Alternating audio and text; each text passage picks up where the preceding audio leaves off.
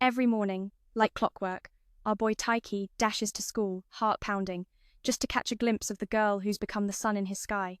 But fate isn't always kind. No sooner does he arrive than she smacks a ball right in his face. It stings, sure, but in that moment he's bathed in the glow of her attention. That girl? The charming senior, Chinaswan absolute gem who shines on the sports field and steals hearts without even trying. Somewhere along the way, Taiki fell hopelessly for her.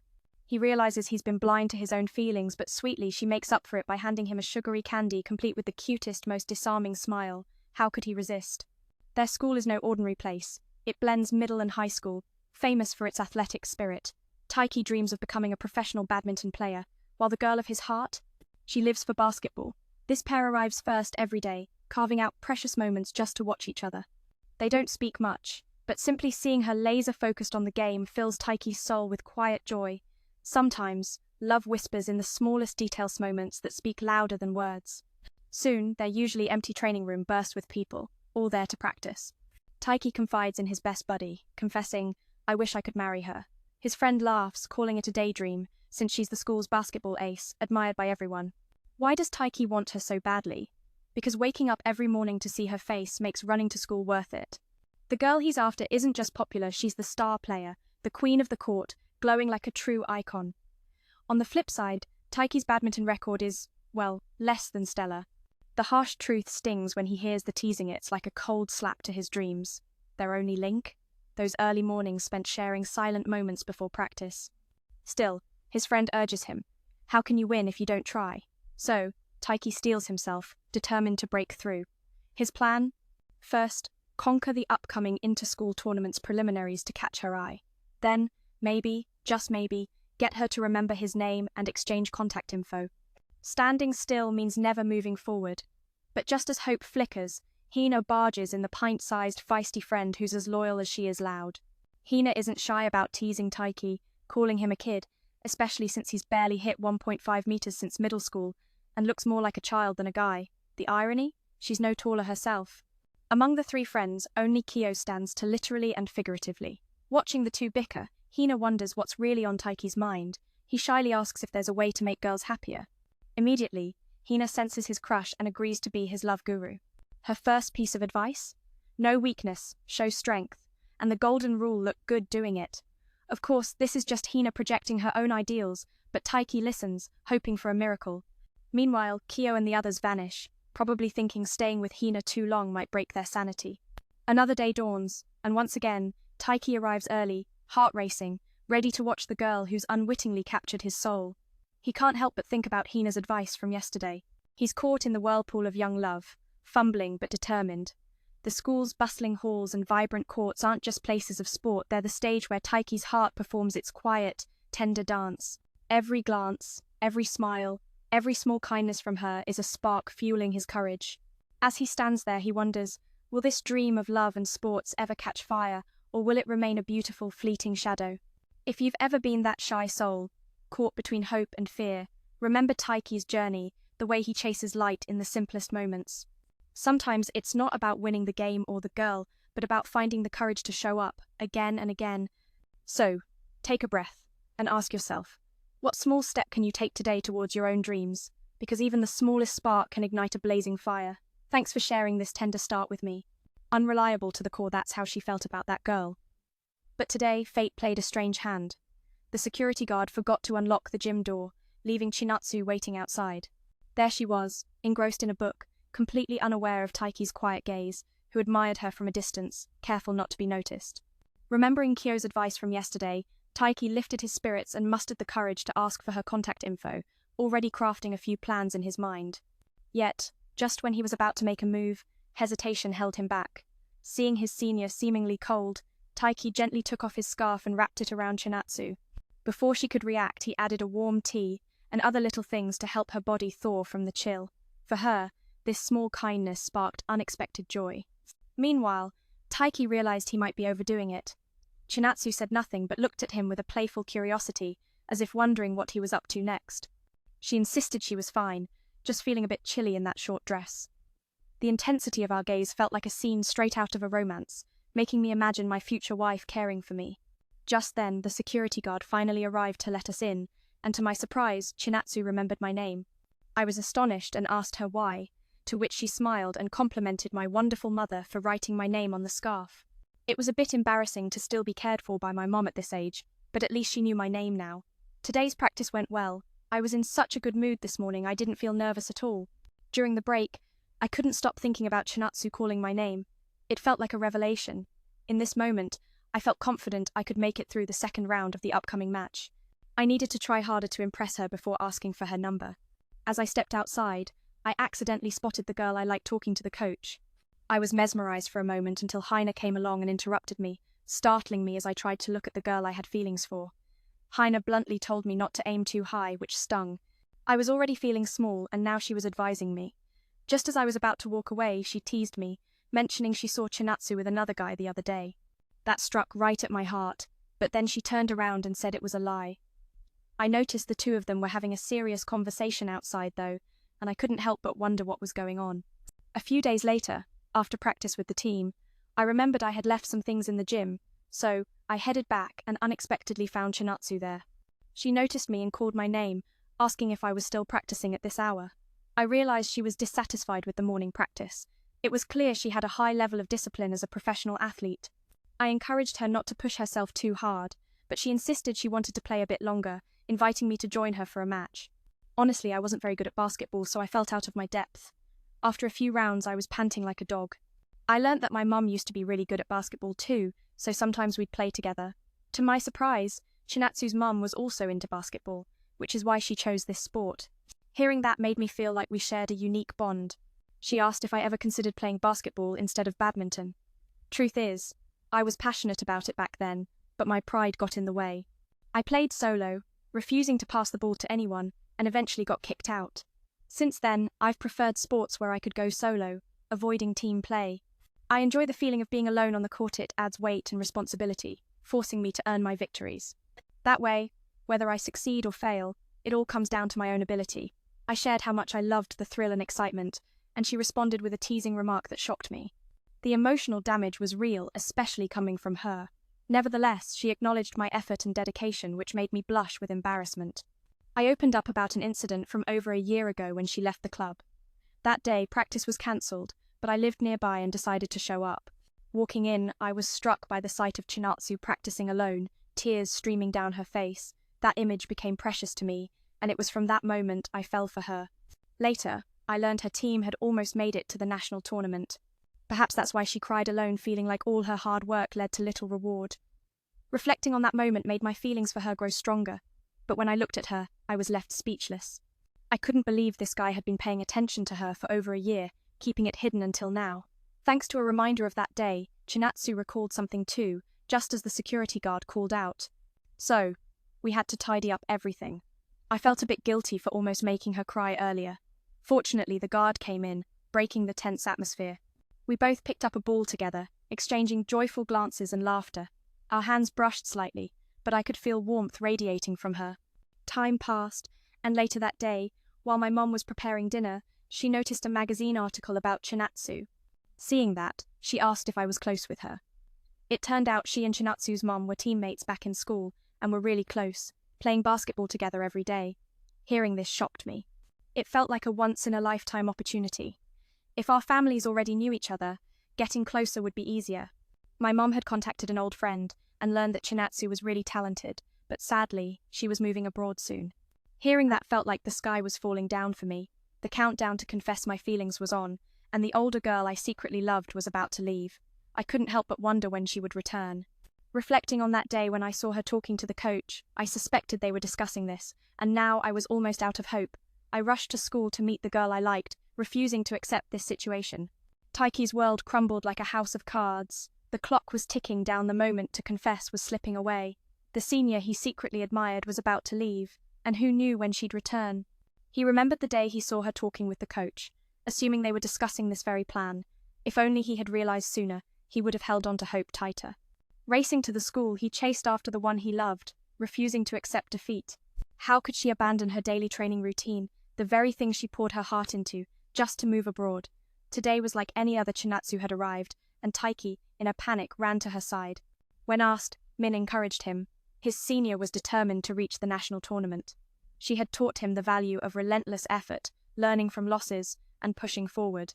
So even if she had to leave Japan soon, Taiki wanted her to give everything in this competition. Emotions surged until Chinatsu dropped a bombshell that stopped him cold. She wasn't going abroad with her family. Instead, she wanted to stay with someone she knew to keep competing. Realizing he'd jumped the gun, Taiki's face burned with embarrassment, nowhere left to hide. He spilled his heart, confessing everything. Chinatsu, recalling their conversation from the day before, helped clear his worries. Though afraid of loneliness far from family, her resolve only strengthened. This time, she was determined to win the nationals with Taiki by her side. Thanks to that support, Chinatsu's confidence blossomed. She was grateful, and so was Taiki. But the next morning, waking up, he couldn't believe the embarrassing words he'd blurted out. Luckily, it was Sunday no school to face the girl he adored. Heading downstairs, shock hit him again. She was right here, in the same house. Was this a dream? It wasn't. This was the home of someone close to him, the place Chinatsu's mother had suggested for her to stay until she returned. A strange mix of joy and unease washed over him. Living under the same roof as the one you love, isn't that the stuff of dreams? On Chinatsu's first day in this familiar home, she brought small gifts, like a proper introduction to the parents. They were delighted, praising her resemblance to her grandmother in youth. Taiki felt the house brighten as well, knowing Chinatsu was a basketball prodigy. So, he trailed behind her, unsure how to express the whirlwind of feelings inside. This arrangement would likely last 2 years, until he graduated. Sharing a home with your crush pure bliss, but with nerves tangled tight.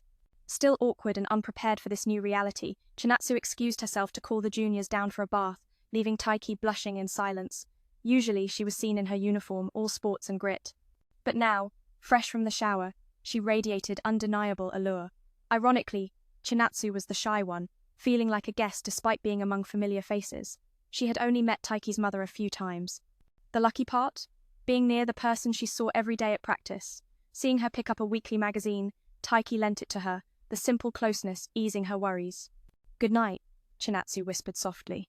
Taiki, a bit like a lovesick puppy, wandered into the bathroom, imagining her just out of the shower and, not gonna lie, the thought made him smile like a fool.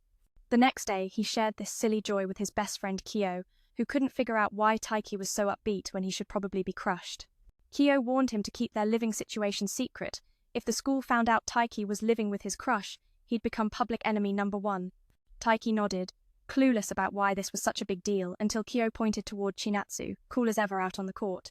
But more importantly, there were those lurking eyes from above, watching her every move. If they discovered Taiki's secret, school life would turn into a battlefield.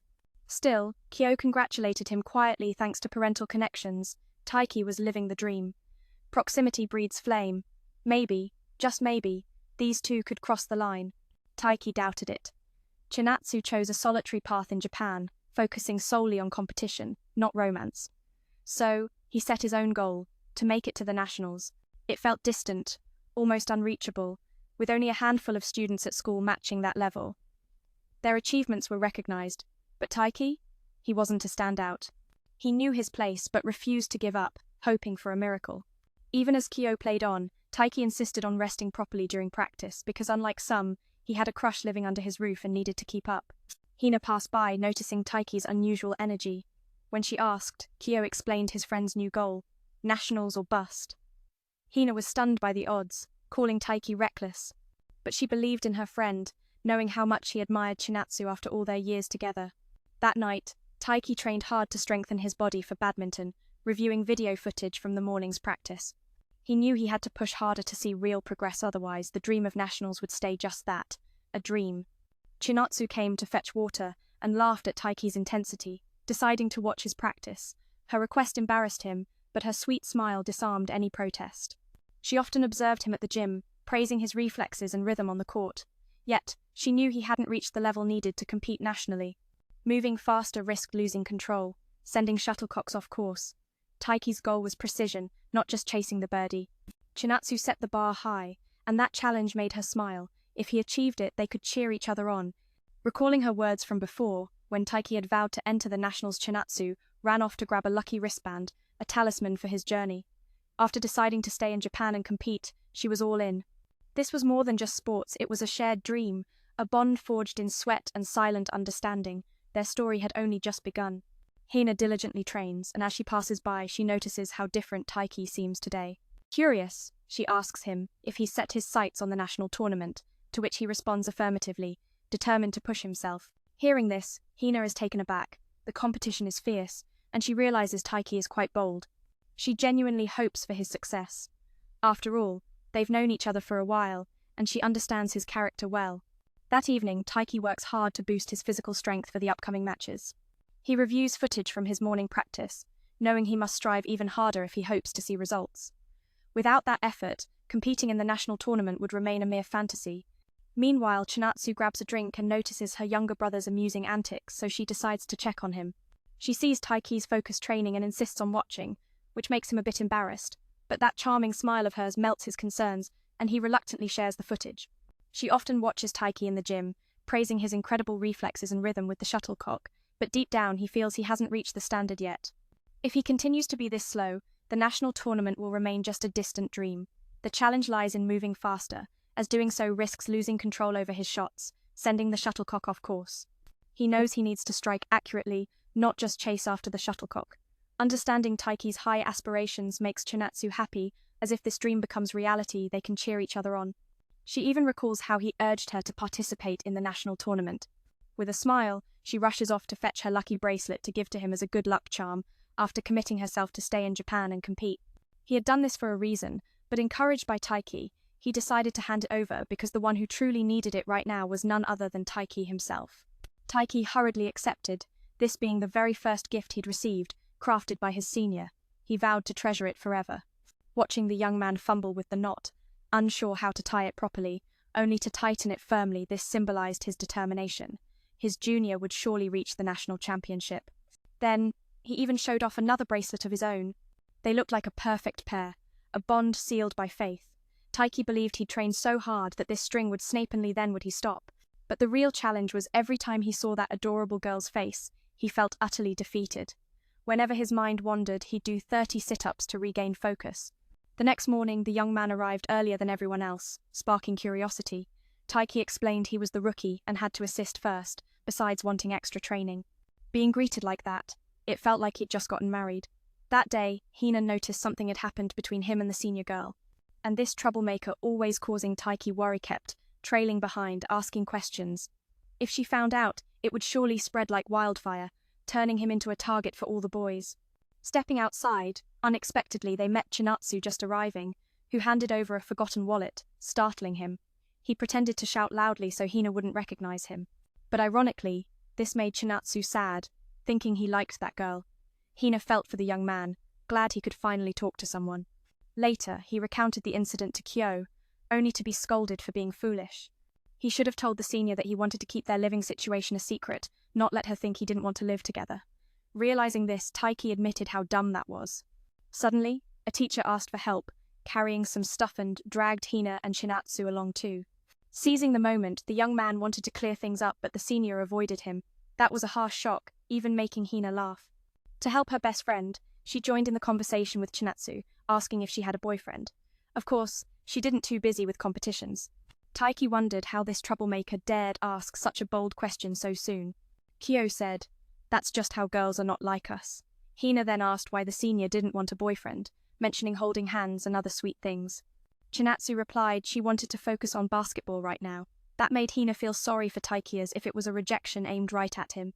Inside, the coach praised their efforts recently, especially Taiki's improved strength. When he tried to brag to the senior, she had already walked away. Seeing this, Hina asked him if they hated each other, but he thought they actually got along well, which surprised her. During practice, Mien accidentally saw her crush fall but didn't dare ask about it. Kyo reminded her to do something before things escalated. Later, outside, Taiki approached the girl, checking on her. She was surprised, feeling like a stranger, but he apologized for acting weird and explained that letting others know they lived together would be bad, even affecting training. Chinatsu was shocked, thinking he liked the rhythmic gymnastics teammate, which made her distance herself. Mien saw through this and realized the situation was much more complicated. Chinatsu thought Hina asking if she had a boyfriend was because she liked Mien and was trying to keep distance to hide it. She overthought everything. The emotional web tangled deeper. If you've ever been caught in misunderstandings and silent feelings, you know how heavy that weight can be. This story isn't just about basketball or rivalry, it's about the fragile threads of trust, affection, and the courage it takes to be honest with those closest to us. If you've ever felt powerless like these characters, take a moment to breathe and ask yourself, how did I survive my darkest days? Because sometimes, what we need isn't strength but someone who believes in us, just once. And when the world feels chaotic, maybe anime isn't just entertainment, it's a sanctuary for the soul. Thanks for sharing this journey with me. The thought of sleeping in the storage room or hunting down some cheap rental made him see just how adorably silly she was. Their laughter spilled over, and Hina courted Aliette what she thought remained a mystery. Later, the badminton coach reminded everyone to prep for the upcoming national qualifiers, hinting at a fierce internal battle to pick the final team members. That's when Taiki shared the truth about the long road ahead. The path to glory wasn't a sprint, it was a marathon. To become an official contender at the nationals, one had to break into the top 16 at district qualifiers, then claw their way into the top 2 at the prefecture level. And in the upcoming intra-team showdown, Taiki had to beat his senior Haru, who'd placed 3rd in the prefectural qualifiers, just to be eligible. In other words, defeating Haru meant stepping into the national spotlight. It sounded simple, but Haru's record was a mountain to climb. The hall buzzed more than usual today, with many curious to see the rookie's performance. But most eyes were glued to the mesmerizing basketball queen, her fanbase swelling every year. Also catching attention were those who adored Hina, now practicing her rhythmic gymnastics moves. To Taiki and his friend, having played alongside her for so long, it felt routine, but outsiders were utterly captivated. She was the heartbeat of the team, hailed by the coach as the goddess of rhythmic gymnastics. Hina's reputation was no secret. Her father once dominated the gymnastics scene too. It seemed she was born to shine. Noticing the two guys eyeing her, Hina cheekily demanded each pay a 2,000 yen fee. Taiki was left speechless as she marveled at her own beauty, making hearts flutter. Glancing the other way, he caught Chinatsu laughing, and that sight snapped him back to practice. Later, fearing a misunderstanding, Taiki followed Hai as they left together, curious why they changed direction. Turns out, a famous bone-setting doctor had just opened a clinic nearby. The thought of Chinatsu wandering into his place sent Taiki into a panic if word got out. The entire school would be buzzing by morning. Without wasting a second, Taiki escorted Chinatsu away, determined to avoid any drama, but she had her own pace, pausing to play with puppies along the way. A little further, a sudden craving hit her, leaving the young man helpless. He tried to buy her a snack, but she stopped him, explaining she had to balance her daily calorie intake to keep her figure. She claimed she only needed to smell food to satisfy her cravings. Taiki's face twisted in disbelief. How could he ever compare? Sometimes, Taiki admired Hina's coolness, competing at such a high level. Hearing the praise, Hina playfully teased, asking if he was planning to confess to her. She even joked that if he struggled with winning over Chinatsu, he should just say the word, because friends like them were always ready to back each other up. But just as the mood lightened, their world shattered. They caught sight of Chinatsu getting close to Haru, and suddenly, the sky above Taiki darkened. The fragile thread of happiness snapped, leaving a silence heavy with heartbreak. It was a moment where dreams and reality clashed, where friendship, love, and rivalry intertwined in a bittersweet dance. And in that instant, Taiki's journey took a sharp turn, testing the strength of his spirit